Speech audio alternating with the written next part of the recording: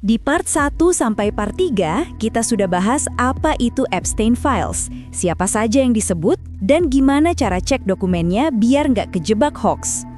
Nah, di part 4 ini kita bahas dampaknya, ke politik, ke media, ke opini publik, dan siapa yang diuntungkan, siapa yang justru tertekan.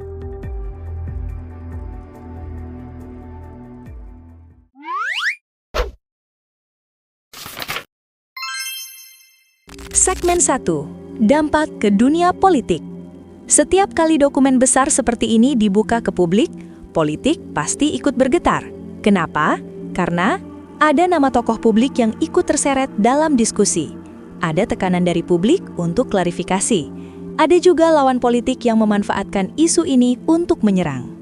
Tapi penting diingat, dalam politik, isu sering bergerak lebih cepat daripada fakta.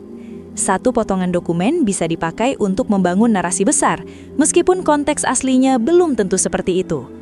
Akibatnya, beberapa politisi harus sibuk bantah, klarifikasi, atau diam 1000 bahasa. Dan semuanya itu mempengaruhi citra publik. Segmen 2. Dampak ke dunia hukum dan penegakan keadilan. Dari sisi hukum, Epstein Files itu bukan otomatis vonis. Dokumen ini lebih tepat dilihat sebagai bahan arsip, petunjuk awal, dan sumber untuk penyelidikan lanjutan. Masalahnya, publik sering berharap kalau namanya ada di file, harusnya langsung dipenjara. Padahal, di dunia hukum, yang menentukan itu bukti, proses, dan putusan pengadilan, bukan viral atau tidaknya sebuah nama. Jadi, Epstein Files bisa membuka pintu investigasi, tapi tidak menggantikan proses hukum itu sendiri. Segmen 3, peran media, edukasi, atau sensasi. Disinilah peran media jadi krusial. Media bisa membantu publik memahami konteks, atau justru memotong-motong informasi demi judul yang lebih klikable. Kita bisa lihat dua tipe pemberitaan, yang menjelaskan dokumennya apa, konteksnya apa, artinya apa.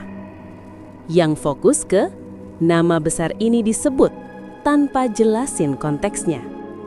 Sebagai penonton, kita juga punya tanggung jawab, milih mau konsumsi media yang mendidik atau yang cuma bikin emosi naik turun. Segmen 4. Dampak ke opini publik dan media sosial. Di media sosial, Epstein Files berubah jadi perang narasi. Ada yang pakai buat cari kebenaran, diskusi serius, tapi ada juga yang pakai buat menyerang, menggiring opini, atau cari sensasi.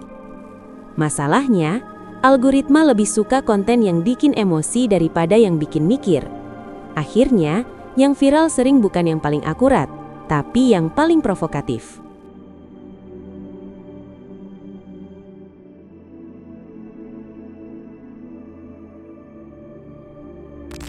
Kedepan, Epstein Files kemungkinan akan tetap jadi bahan perdebatan panjang di politik, di media, dan di publik. Sebagian akan dipakai untuk mendorong transparansi, sebagian lain mungkin cuma jadi alat perang opini.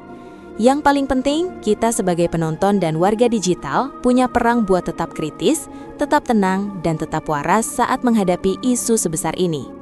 Kalau kamu mau, di part 5 nanti kita bisa bahas kesimpulan besar dari seluruh seri ini dan pelajaran apa yang bisa kita ambil sebagai masyarakat digital.